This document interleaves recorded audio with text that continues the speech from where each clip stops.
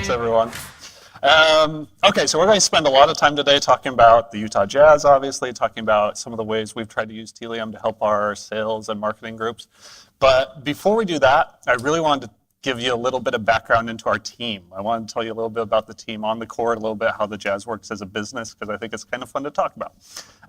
As we, really the first thing I want to talk about is the Jazz last season especially. Last season, we really weren't expected to be very good. Our best player the year prior was Gordon Hayward. He was the first All-Star we'd had in a really long time. Kind of a big deal for the team. We'd had a great season. But just a couple months before our season began last season, Gordon Hayward left the Jazz. Do we have anybody out there who follows the NBA close enough to know where he went? Celtics, yes. So that's it. Oh. I know, the Celtic green is really ugly, right? Like, that's just shocking. That's six. Ugh. Anyway. Yeah, I don't know. So this happened. This actually kind of has a Telium story associated with it. It was actually Digital Velocity last year. A couple of us from the Jazz were all on the plane to DVSF. When we landed, this actually happened while we were on the plane, so it was actually Telium to let us know this had happened. This was 5 minutes into Gordon Hayward's first game with the Celtics. Now, if you're a Jazz fan, your best player leaves you, and this happens 5 minutes in, 99% of Utah Jazz fans call this karma. They say, okay, you're going to leave the Utah Jazz. Well, from now on, one of your feet is going to point forward, one of your feet is going to point backward. As an organization, we didn't really buy into that, though the timing does make it kind of hard to argue that point. But anyway, the Jazz as an organization, when he left, we didn't wish this on him by any means, but we were worried about our team. We had just lost our best player. We were a very young team. We'd come off a great season. We didn't know, we drafted a rookie named Donovan Mitchell, who looked pretty good in the preseason. We had a really good defensive team. We had a 7'3" guy from France named Rudy Gobert. But we really didn't know how it was all going to come together. Most national predictions had us finishing around 10th place in the Western Conference, which really isn't very good. It means you don't make the playoffs. You're kind of in rebuilding mode. Just wasn't, a whole lot of good outlook for our team. And the start of the year kind of started off that way. So at the end of the year, just before the playoffs started, we made this video that kind of highlights last season. I really like it, so I wanted to show it to you. Welcome back. It's opening night, game 1 of 82. About past the favors. Oh, rises high and packs it. Geurts, catch and shoot 3. No. Rebound. Oh, my! I got to see that over and over again. Up on the ladder. As Ricky Rubio comes to the Utah Jazz, he has a little Pistol Pete to him. And I'm a believer. You can thrive in a system, and I think he will thrive in the Quinn Snyder system. Rubio deep. SLC on a dribble drive, push shot. Block! Gobert! Overtime! Mitchell, Hood. Gobert, he's down. You don't like this. I don't like it one bit. Well, 3-on-1, and Tabo takes a hard one to the knee. Jazz cannot buy a hoop in the second half. Well, that 12-point lead at the half just melted away. The rookie gave it a run, trying to use glass to tie the game, but the Jazz will fall for the 4th straight game and go 2-10 on the road. The Jazz are going to drop their 19th road game. They go 19-28, and Coach Q off the floor, a disappointing loss on the road to start this one.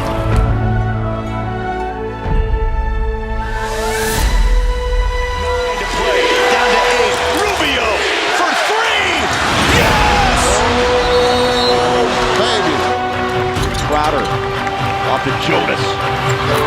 A 10-game win streak is pretty phenomenal. And they have a born superstar on their team that I feel is going to be the Rookie of the Year in Donovan Mitchell.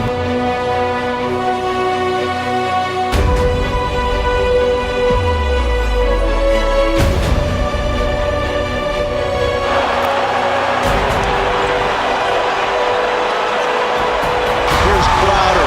Big play. Take advantage. Joe, 3. History. Yeah!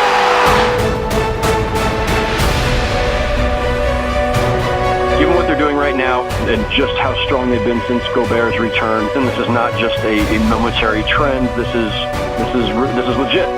The Jazz are going to make your life hell for a couple of weeks.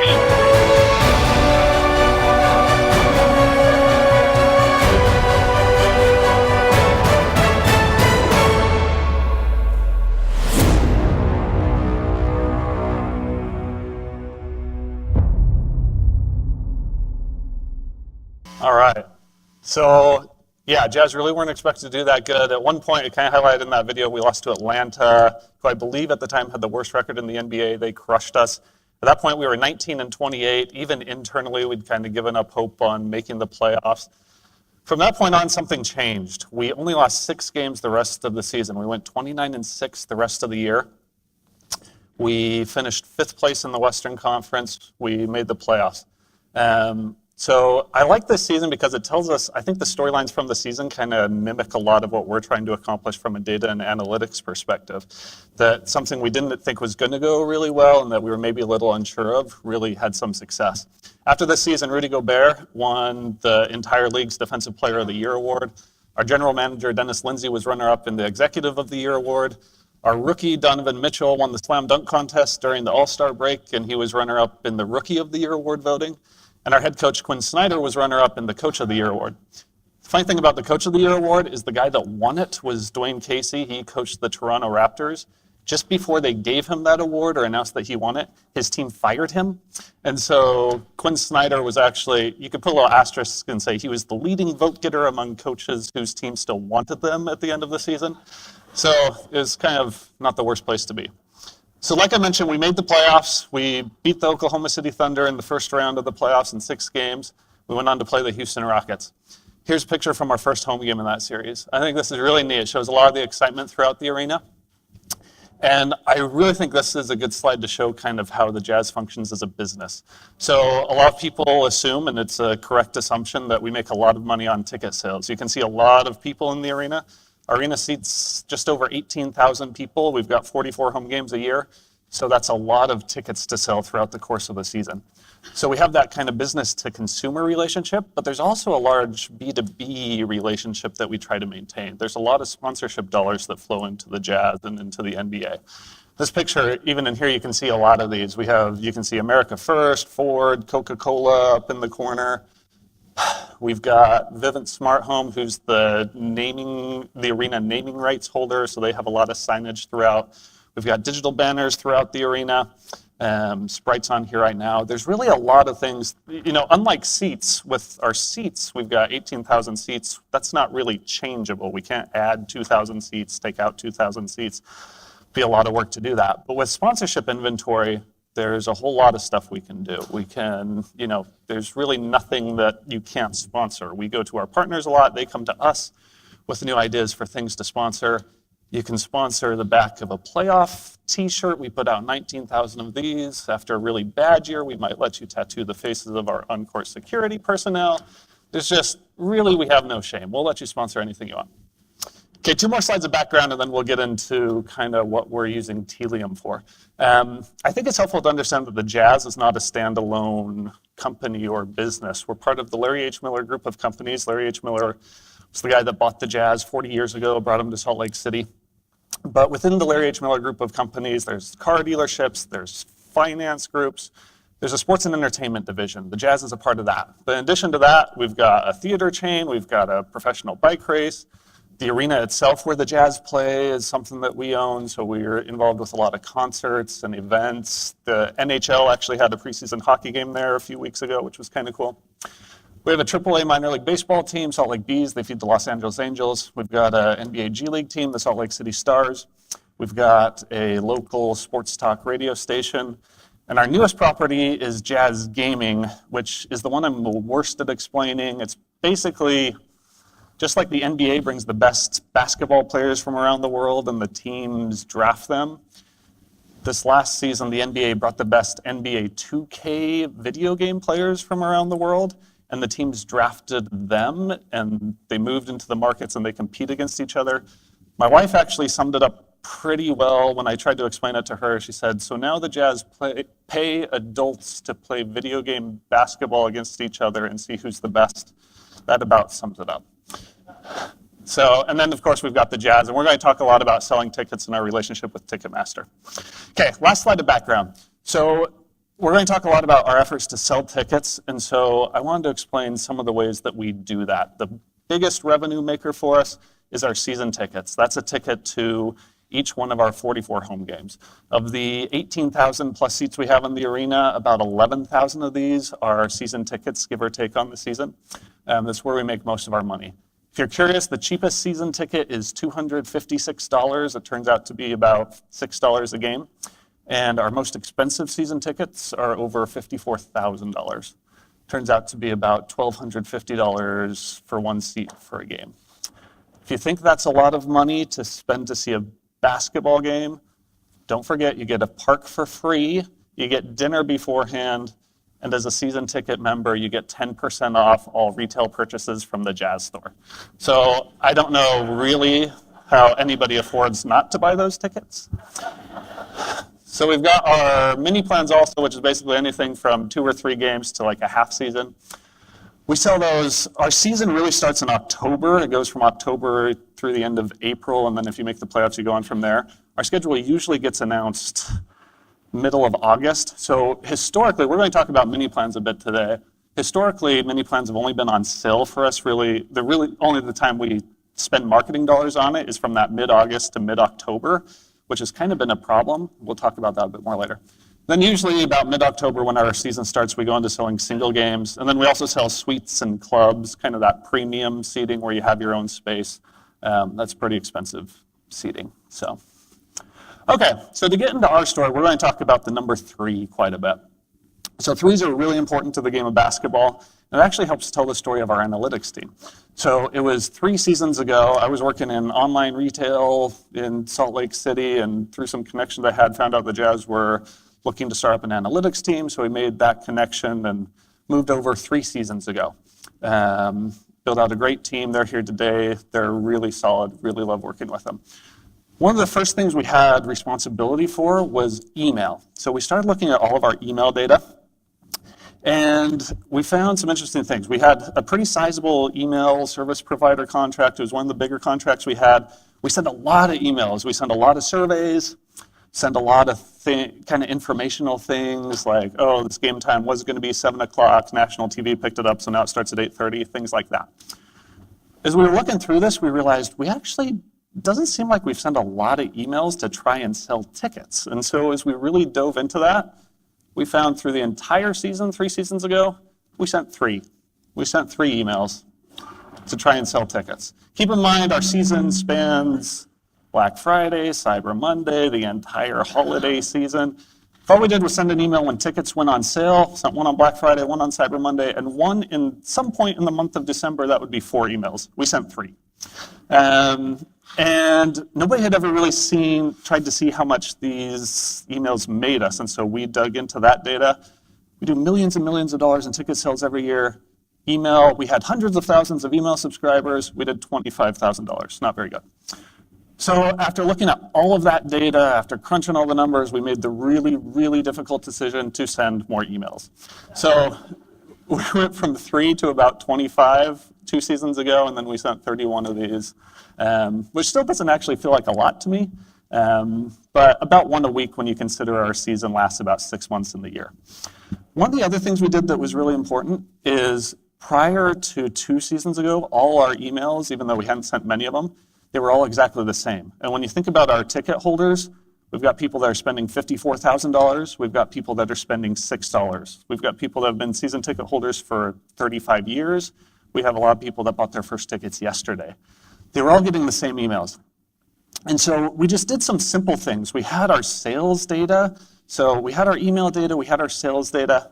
And so we combined those. And so we did some simple things to personalize those emails. Not much, but if we'd seen that, hey, this person they've come to 6 games, every single one of them's a Lakers game. Okay, when we send you an email, we're going to highlight the next time we play the Lakers. If you'd only ever come on the weekend, we're going to highlight the next couple of weekend games we have. So we made those changes, sent some more emails, personalized it. I wish I could say we went from like $25,000 to like $1 million in revenue. So we all know it doesn't work that way, except for this time when it did.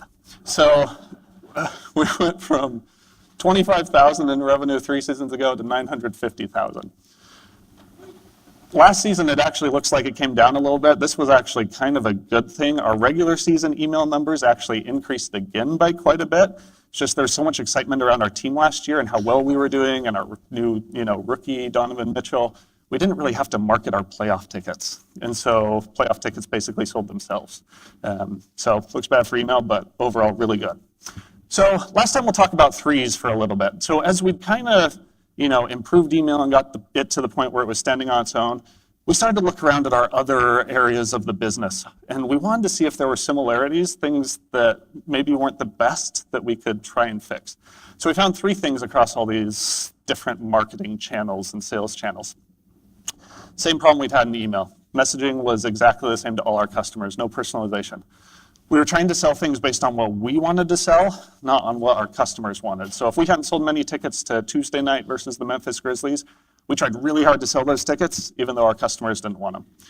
Last thing was the timing. Like I mentioned mini plans, that 2-month window, it's not a bad time to sell it, but our customers were really interested in that product outside of that window as well. So our timing was bad. We had kind of these set windows, and we needed to break out of those. So as we looked at what we'd done in email, we looked to see what had allowed us to succeed there. Obviously, email is a different channel than all these others. So we didn't look so much at the decisions we made themselves, but we looked more at what enabled us to make decisions that helped. As stupid as it sounds, first thing we noticed with email is that we actually tracked what was happening. We knew how many emails we'd sent. We were storing the details of all of these. So we didn't just know what emails we sent, we knew who we sent them to, we knew when they got them, we knew who opened the emails, we knew who had clicked which emails. If they clicked it, we know where they clicked in the email. We knew pretty much everything we could want to know about email. Having all that data let us combine our email data with other sources. So 3 years ago, we really didn't have much. We had our email and our sales data, but just the fact that we were able to combine that data together, that let us do this next thing, which let us act quickly on those findings. So because we had our email data, we had our sales data, we could personalize our offerings and we could make use of that data. This was actually something, as simple as this sounds, we actually got to the point of in our organization where this was almost the hardest thing for us. We knew pretty early the types of things we wanted to do, we just didn't know how to do it. Then the last thing was just pretty simply, we wanted to measure the results. We wanted to see if what we were doing was making a difference. Okay, so I'm going to get now into how Telium has helped us with a lot of these things. So tracking behavior. One of the really interesting things about the Jazz that's actually been pretty difficult is we partner with Ticketmaster. That's where everybody checks out. That's where everybody orders their tickets. That's a site and a domain that we don't own. So what we really needed, and we found this out really early, we needed a much better way to track both of these sites. If somebody's on Ticketmaster looking at the Celtics game, that's absolutely information we want to have. If somebody's on the Jazz site looking at season tickets, that's probably even better information to have. And it wasn't just enough for us to get this data on both of these sites individually. We really needed to be able to track our visitors across these 2 different domains. And here's an example why. This is actually really common. Say there's a social media post, in this case we've got a tweet. Say somebody clicks through this. This almost always takes them to the Jazz site where they can find the game they're interested in, and they click through from the Jazz site to go to Ticketmaster. If we're not able to track these 2 different domains together, when somebody's on the Jazz site, we'll see that they came through a tweet, a Twitter campaign, but we won't know if they actually purchased. Our Ticketmaster data will tell us whether or not somebody purchased, but there's no way we could ever trace that back to the fact that they really started that from the Jazz and even further back through a Twitter campaign. So what we really needed to be able to do was tie these 2 domains together.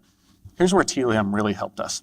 So Ticketmaster, while we don't own that site, they do let us put tracking on their site. They let us put web tracking on there, but they stuff us inside of an iframe and it's basically kind of a third-party environment to their site.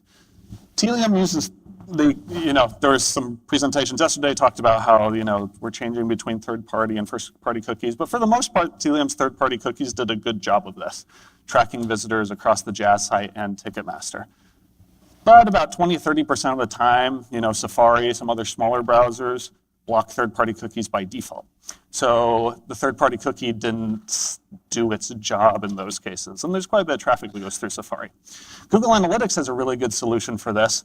They have cross-domain tracking where if you've got your Google Analytics tracking on 2 different domains, what it will do is when you're on one domain and click through to the next, it will actually take its Google ID and it will append that to the URL on the site that you're going to.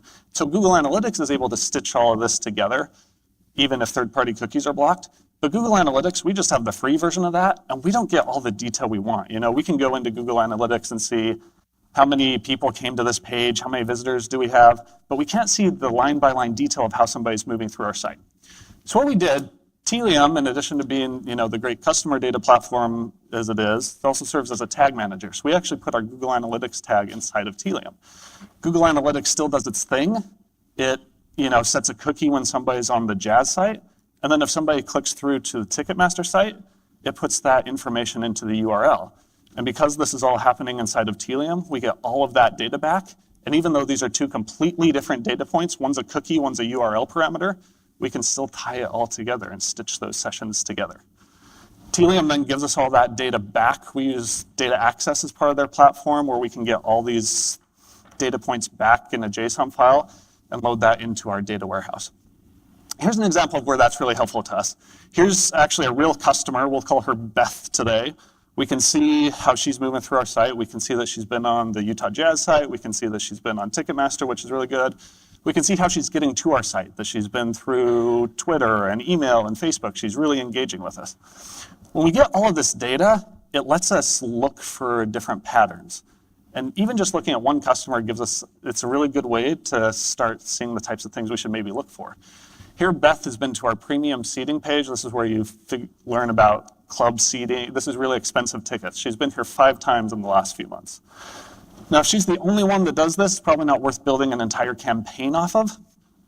But because we have all the data from Telium, because it gives us everything back, we can go see if there are other people that look just like Beth.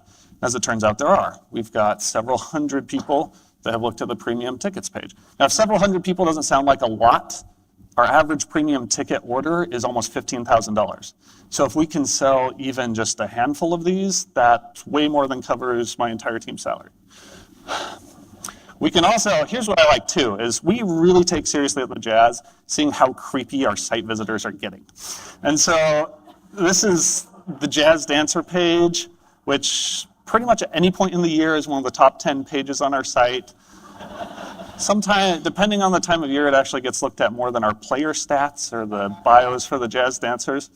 So this graph shows the number, just the visitors that have visited the Jazz Dancer site the most. This guy over here on the far left, I don't know whether to call this guy the winner, the loser. He's looked at the, well, I assume it's a he, could be, I don't know, maybe. But 650 times in the last year, that's almost twice a day. I don't know what they're, anyway. I don't have that much time. So back to Beth, because we've got all of Beth's information, because she clicked through that, one of the things she'd done is click through an email, we know who she is. So then we've seen a similar slide to this several times over the last day and a half.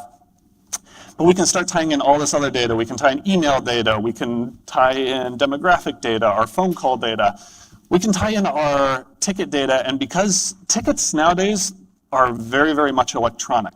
And so if Beth has a ticket, we can not only see that she bought a ticket and where exactly she's sitting, we can see if she's forwarded that ticket to somebody else. We can see if she's resold that ticket. We can see when she scans the ticket. So we can see what door she's entering from. We can see all this information. And so as you think about ways to act on this data, you know, just from our website data alone, we know where she's been on our site. We know how she's getting there. As we tie in demographic data and sales data, you know, Beth makes $150,000 a year. She's pretty affluent.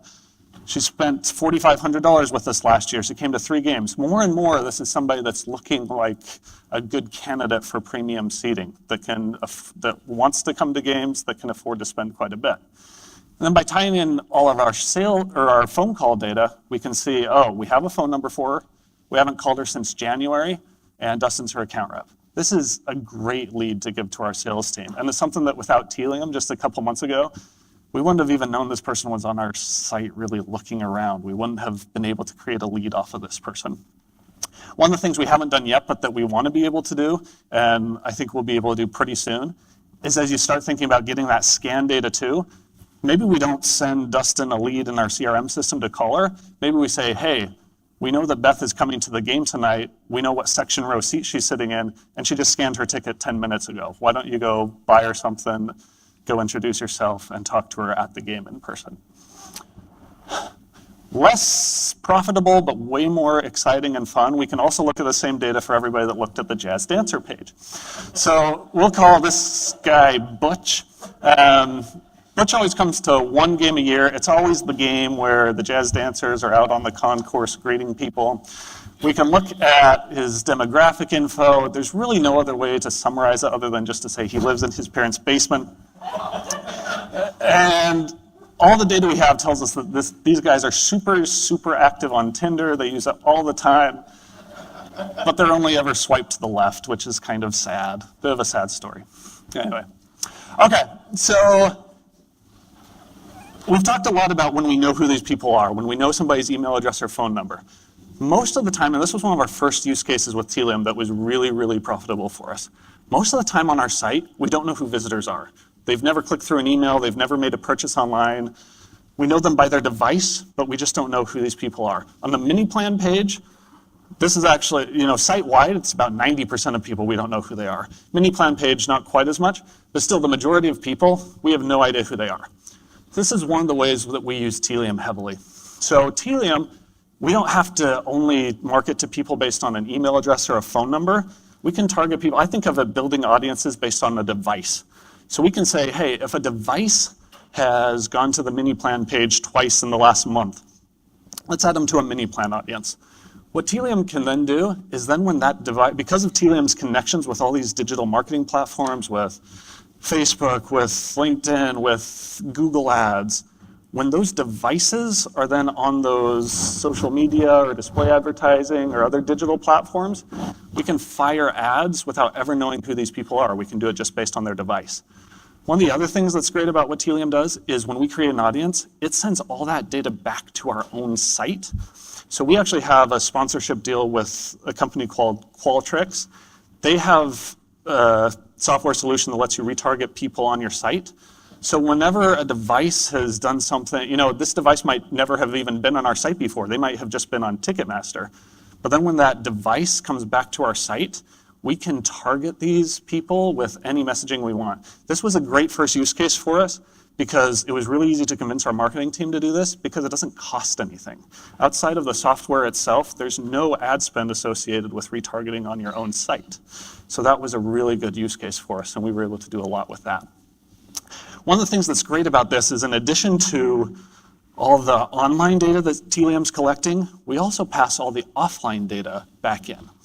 And so, if somebody buys tickets through one of our salespeople offline, we're able to push all of that data back into Telium, and we can create campaigns off of that too. So we could say online, if this device looks at mini plans, or offline, say somebody bought a mini plan last year but hasn't bought one yet this year, we can create audiences in Telium off of all of that, and that all flows through to the different marketing channels.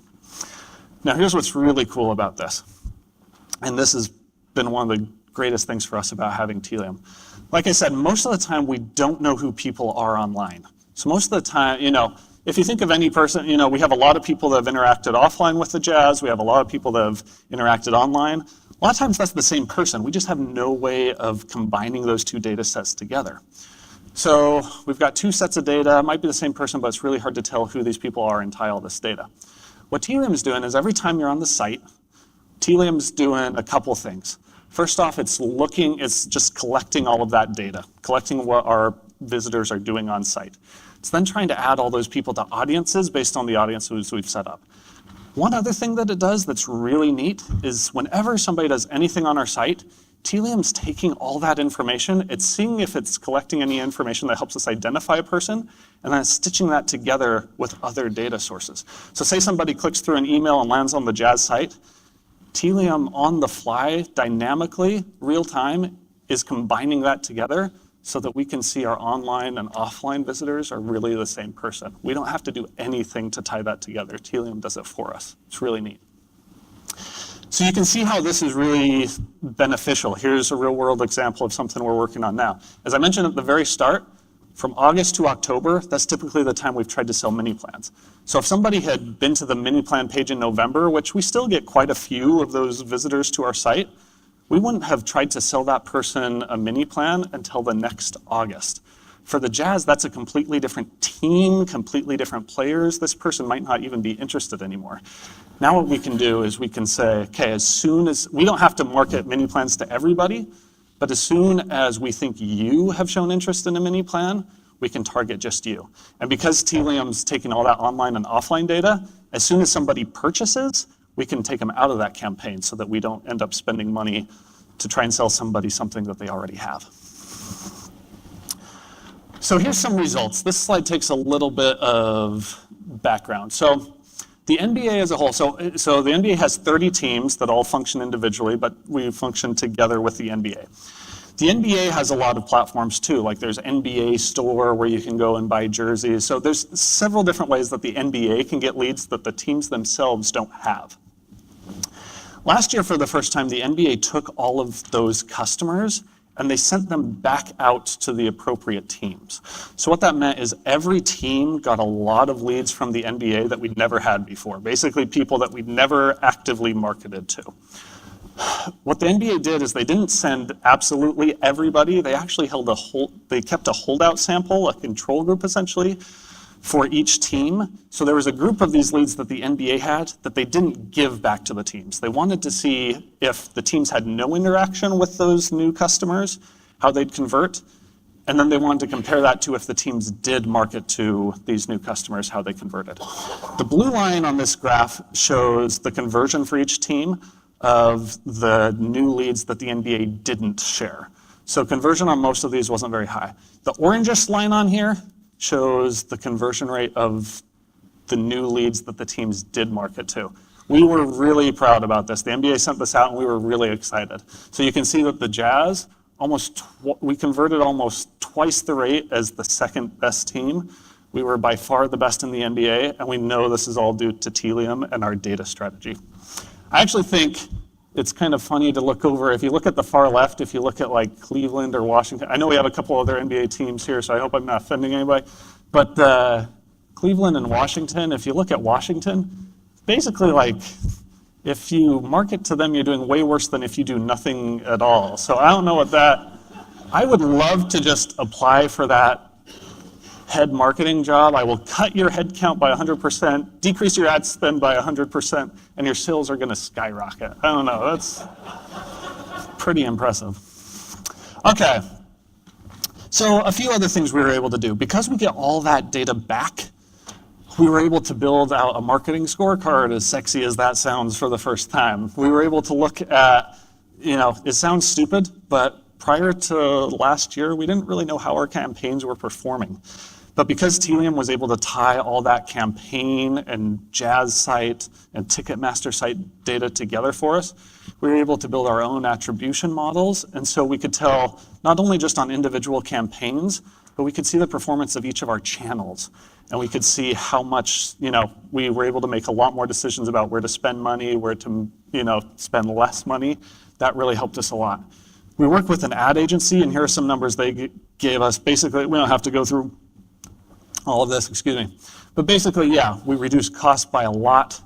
Our click-through rates skyrocketed, and our return on ad spend increased a ton as we started using this data about, that we had ourselves, our first-party data rather than our third-party data, which was really neat. So what's next? A few things we really are excited about. We haven't really used our app much at all. So one of the things we really want to do is tie in our app data. We just recently, last off-season, we went through a $125 million renovation of the arena where we play. As part of that, we put in beacons throughout the arena. So because tickets are digital, when somebody scans their tickets, they usually do that on the app, and so we can tie an instance of an app with an email address with a specific person. Then as they're walking around the arena, beacons are pinging their phones and their app and telling us exactly where they are. So you can see the potential for that. Hey, we know that somebody that just bought tickets for the first time is in the arena. We can tell that they've been on our site, they look at Rudy Gobert all the time. Hey, now they're in our arena, this beacon right by the Jazz store just told us they're right there. Let's send a push notification to them to say, hey, 10% off Rudy Gobert jerseys at the Jazz store. Lots of opportunity there. Corporate partnerships, sponsorship that we touched on a lot at the beginning. There's a lot of things we can do with our business partners, similar to what we're doing with our customer partners. We haven't really gone into much there. And then using our other entities. So I really like the Megaplex example here, our movie theater chain. A lot of years, last year, we're doing it again this year, we're having a Star Wars night at one of our Jazz games. You can see the easy money that would be made by tying all this data together and marketing to people. Just take everybody that had been at a Star Wars movie at one of our theaters, everybody that had been on the Jazz side or at a Jazz game. Such an easy audience to build for a Star Wars night at the Jazz game. So there's a lot of stuff we can do there. Okay, last thing, we're going to kind of finish up back where we began, starting about threes. So here's a shot chart just to kind of orient you with this. The top center of this chart is where the hoop is. And everything, the farther away you get from that, you're getting farther away from the basket. The farthest away are three-pointers. This is data the league's been looking at for a long time. This shows the shooting percentages from all these different spots on the court. I want to highlight these two corners, and specifically the league average shooting percentages in both of these. So if you look at the top left, you see that 39.6% number. Basically, the league shot from just inside the three-point line, so two-pointer, but pretty close to the three. League shot on average 39.6%. When you take just a step or two back and shoot a three-pointer from the corner, they shot 38.4%. So not much of a drop-off, and a three-pointer might not seem like that much more than a two-pointer, but it's really 50% more points. So you have a 1% drop-off in shooting percent, you get 50% more points if you make that. If you look on the right side, from just inside the three-point line, teams shot on average 39%. When you shot a three-pointer that's worth more points, teams actually shot better. They shot a higher percentage, and you get 50% more points. This isn't new. This has been the case in the NBA for several years, and teams are looking at this a lot. So if you look at, here's a shot chart from the Jazz from 10 seasons ago. Don't look so much at the colors. Colors don't really matter. But if you look at the size and the number of the boxes, this will show you where the Jazz 10 seasons ago, this was our 2007-2008 season, where they were taking a lot of their shots. You see a lot of shots in that mid-range, kind of that free throw line, between the free throw line and the three-point line. Ton of mid-range shots. Here's what it looked like 5 seasons ago. So this was 2012-13. You can see a lot of those mid-range shots went away. Still quite a few from the corners, but really cut down. Here's our shot chart from last year. So you can see almost no shots taken in that mid-range area. We shoot three-pointers and we shoot at the hoop. Jazz aren't the only team to do this. A lot of teams have started doing this more and more because of the data that the league is getting, because of analytics. Teams are shooting a lot more three-pointers because, as the data shows, you get more points that way. Teams start to defend more against three-pointers because they realize that other teams are going to shoot more three-pointers. Really what this exact same on the court and off the court, because of all the data that the NBA on the court is looking at, their teams are getting more efficient shots. They're getting more points per shot. They're putting up more points in general, and the teams that are adopting this are winning a lot more. It's really no different from what we're trying to do off the court. We think as we get more information, as we get more data and analyze our customer behavior, we can find out what our customers are interested in. We can figure out what they really want to buy, and we can put the focus more on them instead of on ourselves. And just like the Jazz on the court are getting more efficient, we think we're going to get a lot more efficient off the court as well. And the marketing dollars that we spend are going to get us a lot more revenue. And that helps us have a lot of success both on and off the court, and we're really excited about that. So thanks, everyone. Appreciate it.